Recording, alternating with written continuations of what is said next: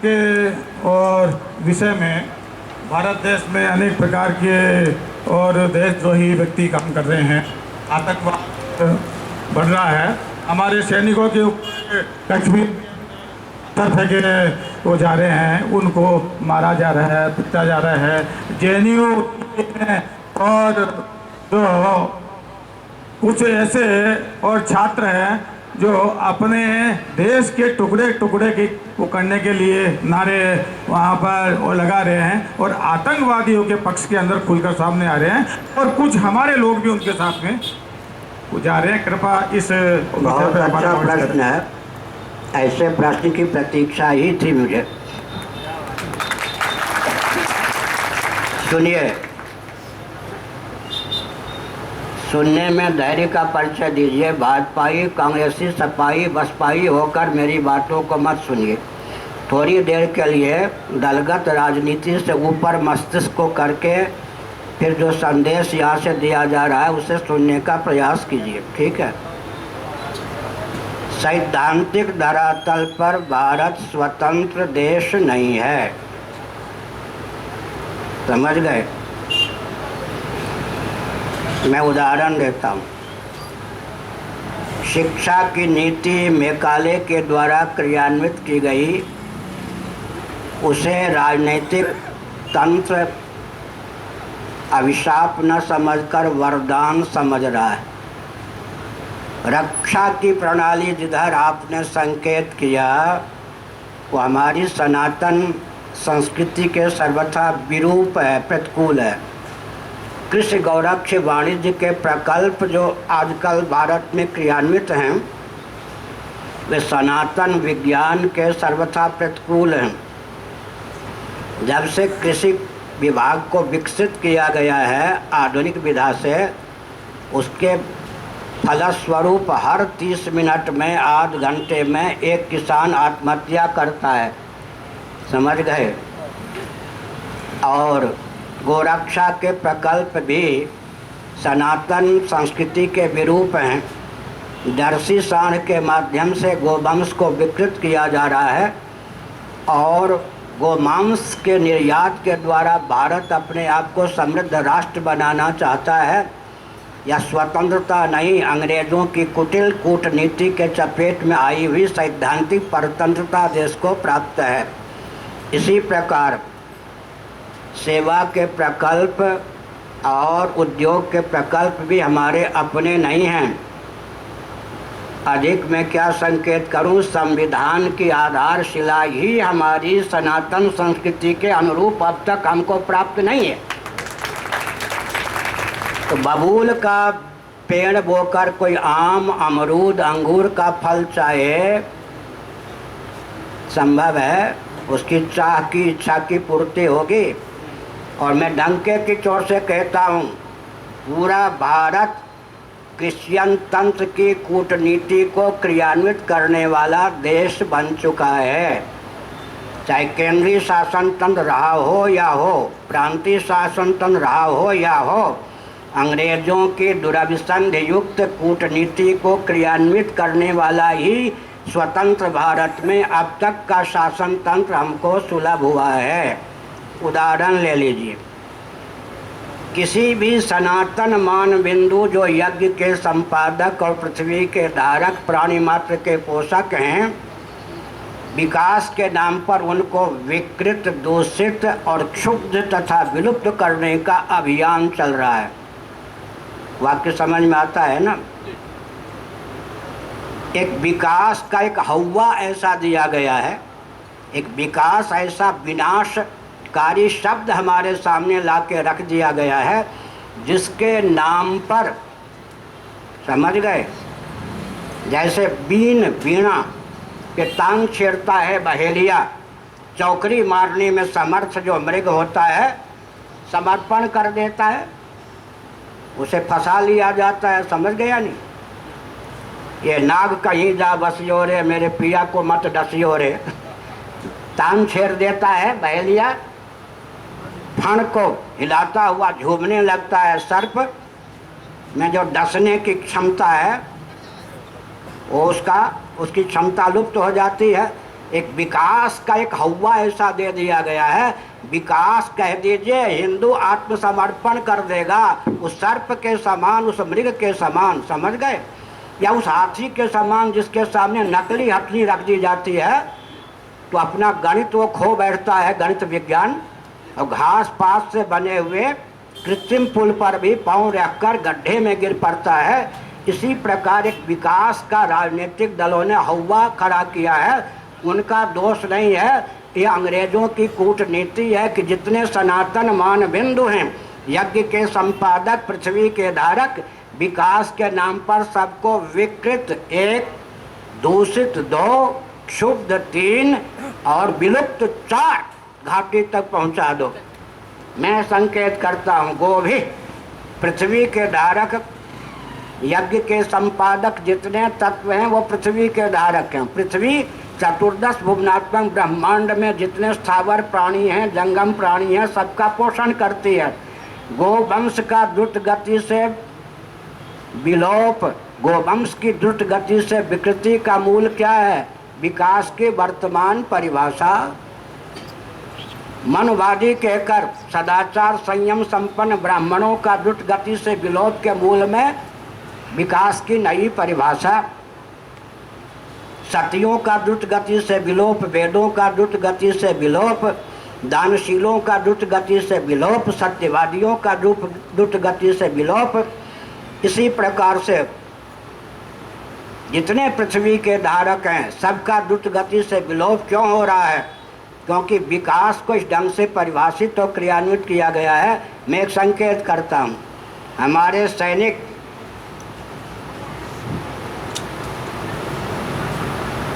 युद्ध जीतते हैं और ऐसी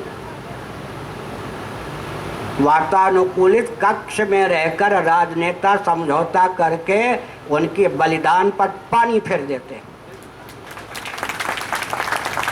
न चाहते हुए भी लाल बहादुर शास्त्री जी ने भी यही किया। ताशकंद वार्ता, अपने प्राणों को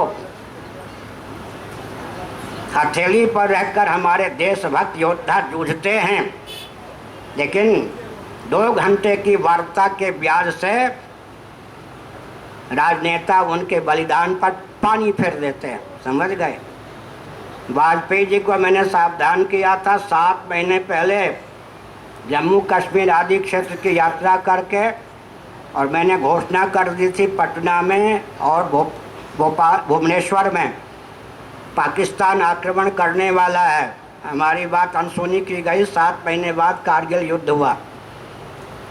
जानबूझकर सैनिकों को गाजर मूली की तरह कटवाने का अभियान है या सार्वजनिक सभा है?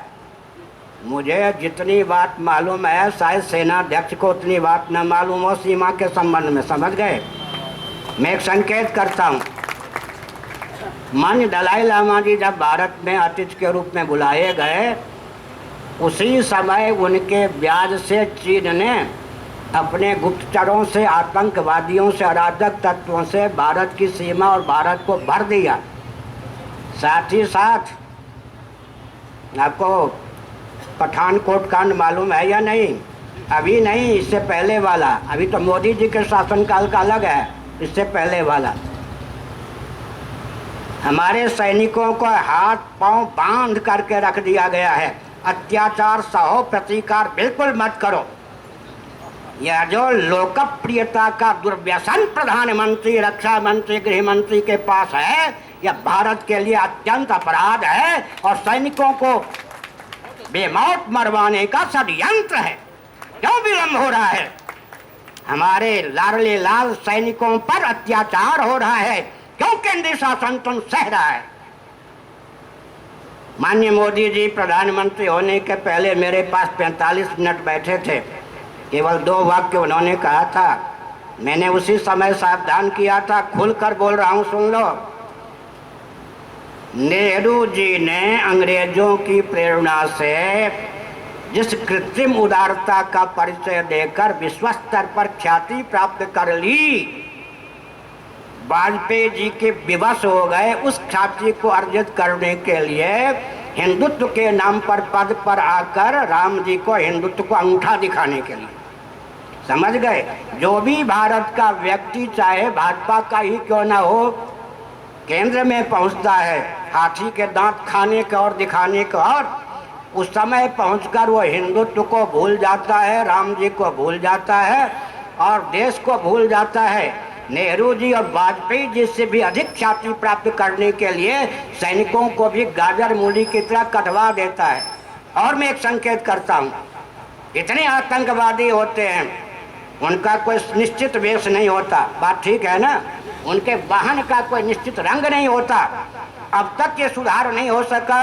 हमारे सैनिक निश्चित वेश नहीं होते हैं, उनके वाहन के निश्चित रंग ही होते हैं। आतंकवादी हमारे सैनिकों को, उनके वाहन को सुगमता पूर्वक पहचान जाते हैं और आघात कर देते हैं। बल्कि बड़ी विचित्र बात यह है, पाकिस्तान ने, बांग्लादेश ने बुद्धिमत्ता पूर्वक, जिनको हम सैनिक कहते हैं, हथियार चलाने में समर्थ, उससे ऊपर के जितने हैं, कितने मस्तिष्क को खरीद रखा है ये आपको नहीं पता है। हमसे क्यों पोल पट्टी खुलवाना चाहते हैं? हमारे देश के रक्षा विभाग के मनुष्यों का मस्तिष्क पाकिस्तान और बांग्लादेश तथा चीन ने खरीद लिया है। ऐसी परिस्थिति में अगर राष्ट्रभक्ति है तो सुरक्षा विभाग की समीक्षा होनी चाहिए और सैनिकों के साथ, उनके जीवन के साथ खिलवाड़ नहीं होना चाहिए। और अंत में जो भी आपने प्रश्न किया, भारत में राजनीति के नाम पर 70 वर्षों से जो गंदगी है, उसको अगर सचमुच आप धोना चाहते हैं, मेरी 2 बातों पर ध्यान दीजिए। भाजपा भी कीर्ति प्राप्त करे, कांग्रेस भी कीर्ति प्राप्त करे, सब पार्टियां भारत के हित में काम करें। पहली बात मैं प्रश्न करता हूं, उत्तर मैं स्वयं दूंगा। कोई ऐसा राजनीतिक दल ख्याति प्राप्त भारत में बताइए जो सत्ता, लोलुपता, अदूरदर्शिता के चपेट से सचमुच में मुक्त हो। भाषा समझ में आती है? ऐसा कोई राजनीतिक दल क्रांति केंद्रीय या प्रांतीय स्तर का भारत में हो, बताइए, ख्याति प्राप्त। कागज पर कोई दल हो जिसका कोई विधायक भी ना हो, पार्षद भी ना हो, बात छोड़ दीजिए। ख्याति प्राप्त केंद्रीय या प्रांतीय स्तर का कोई ऐसा राजनीतिक दल बताइए जो सत्ता, लोलुपता, दूरदर्शिता के चपेट से सचमुच में मुक्त हो। कोई भी दल नहीं। और अंत में मैं संकेत करता हूँ, क्या संकेत करता हूँ? अब तो बीज का ही विलोप है। अनाज के बीज बाहर के, जिसको हमारी भूमि सहन नहीं कर पाती, गोवंश के बीज, जर्सी, अब ब्राह्मण, क्षत्रिय, वैश्य, शूद्रों के बीज, समझ गए? विवाह में विकृति ला करके वर्ण संकर उत्पन्न करने वाला हमारे बीज का विलोप हो रहा है। मैं जो 2 बिंदु कह रहा हूं उस पर ध्यान दीजिए। महाराणा प्रताप जी, मैं अभी चित्तौड़गढ़ से आ रहा हूं, महाराणा प्रताप जी, शिवाजी, ब्राह्मण घर की लाडली प्यारी पुत्र वधू, बेटी लाडली प्यारी लक्ष्मीबाई, राजगुरु सुखदेव जी, भगत सिंह जी,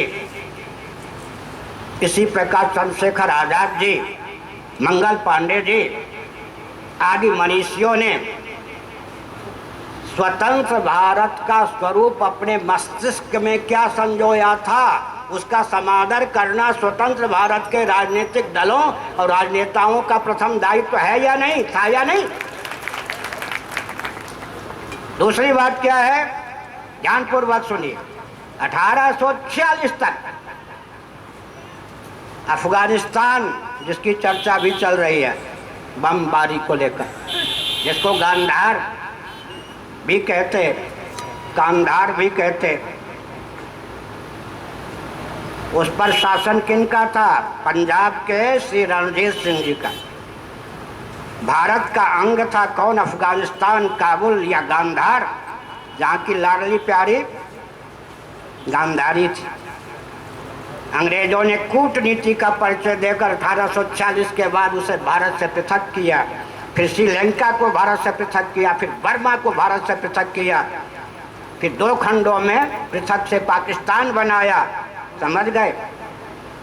तो हिंदू मुसलमान के आधार पर पाकिस्तान बनाए गए। देश के विभाजन के बाद सुलभ स्वतंत्र भारत का संविधान कैसा होना चाहिए था और शासन का स्वरूप कैसा होना चाहिए था।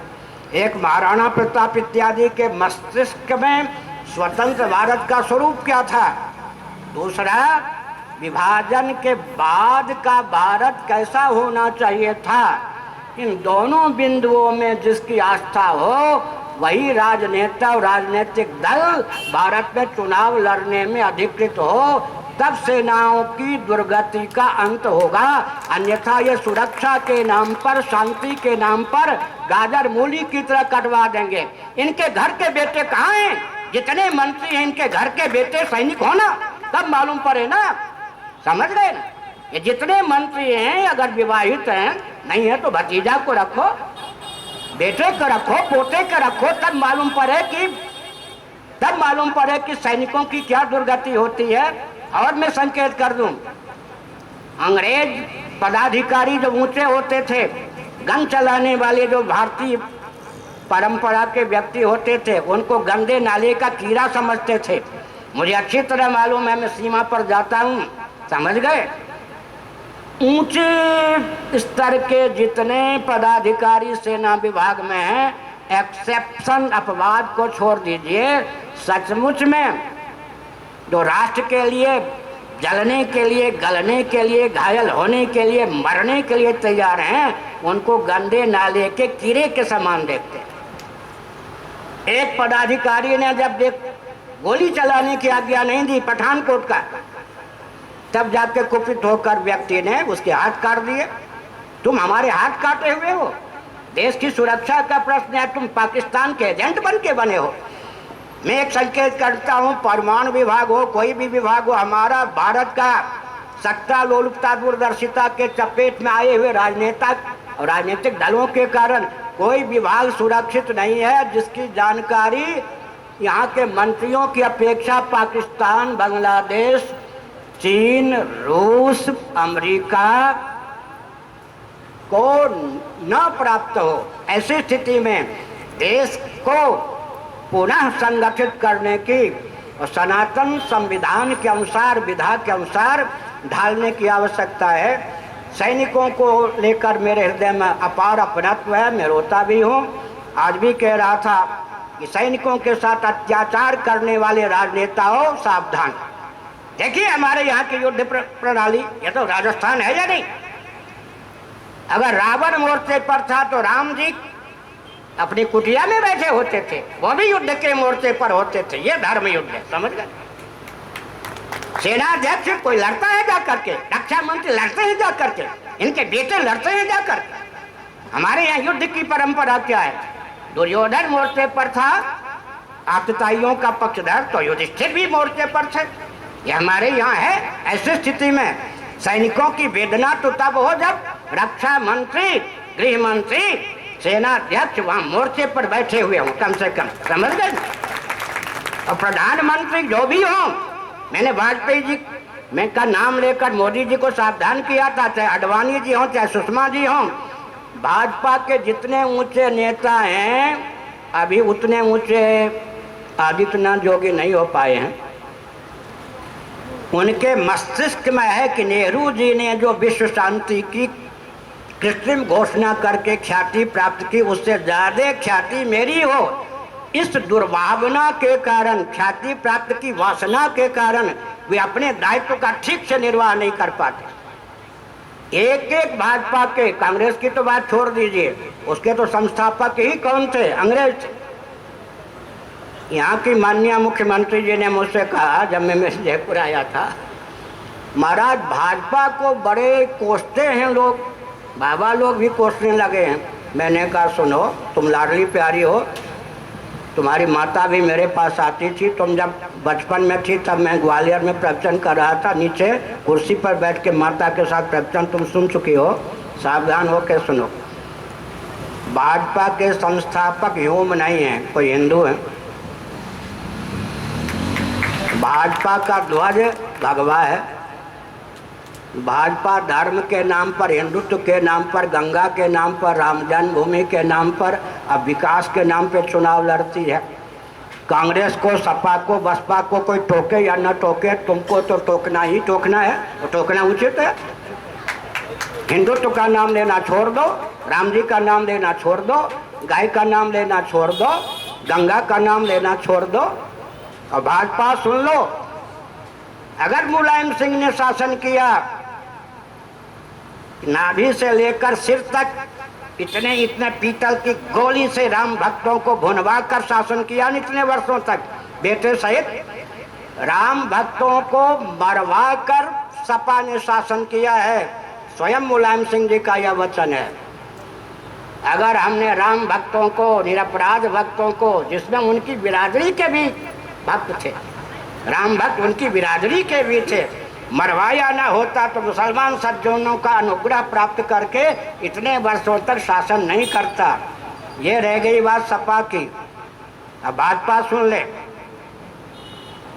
अडवाणी जी ने राम जी के नाम पर रथ यात्रा न निकाली होती, मुझसे मार्गदर्शन तो क्या कहें, प्रेरणा लेकर स्वामी वामदेव जी महाराज खड़े न हुए होते तो 2 सांसद केवल थे भाजपा के। बहुमत से केंद्र में भाजपा नहीं आती, राम जी के नाम पर भाजपा आई। और राम नाम का चमत्कार आपको मालूम है, वाजपेयी जी ने पहली बार 13 दिन शासन किया था या नहीं? 13 क्या चीज है जी? श्री राम जय जय राम, इसमें 13 अक्षर है या नहीं? राम जी का नाम लिया तो 13 दिनों तक शासन किया, नाम के बल पर किया। मोदी जी सुन ले, मैंने जाके देखा है, वैसे नहीं बोलता हूं, मैंने जाके देखा है गोधरा कांड और डब्बे को, कार सेवक जो जला दिए गए उनके वस्त्रों को, उनको हड्डियों को जाकर हमने देखा है प्राणों को हथेली पर लेकर। अगर गोधरा कांड ना हुआ होता, राम भक्त जलाए न गए होते, अधिक समय तक मोदी जी मुख्यमंत्री नहीं होते, अधिक समय तक न होते तो आज प्रधानमंत्री नहीं होते। भाजपा का पूरा आपाद मस्तक, वस्त्र और शरीर राम भक्तों के खून से लथपथ है। अगर अब भाजपा भी कहती है कि मस्जिद जरूर बने तो राष्ट्र को धोखा है, धोखा है, धोखा। समझ गए? इसलिए जानबूझकर षड्यंत्र है, क्या दे रहे हैं। और अभी अब सुन लीजिए पूर्व रक्षा मंत्री का वक्तव्य, मुझ पे क्या दबाव डाला गया। गोवा के मुख्यमंत्री का वक्तव्य आया या नहीं? सीमा को लेकर मुझ पे दबाव डाला गया, आदि वक्तव्य है या नहीं? क्या शांति दूत बनना चाहते? सबसे पहले कहिए, वे अराजक हैं, आतंकवादी हैं, राष्ट्रभक्त सैनिकों को मारने का प्रयास करते हैं, पाकिस्तान जिंदाबाद कहने का अभियान करते हैं। वो भारत को छोड़े, उनको भून दिया जाए, आतंकवादी घोषित कर दिया। ठीक है, और कोई प्रश्न? 10-15 मिनट।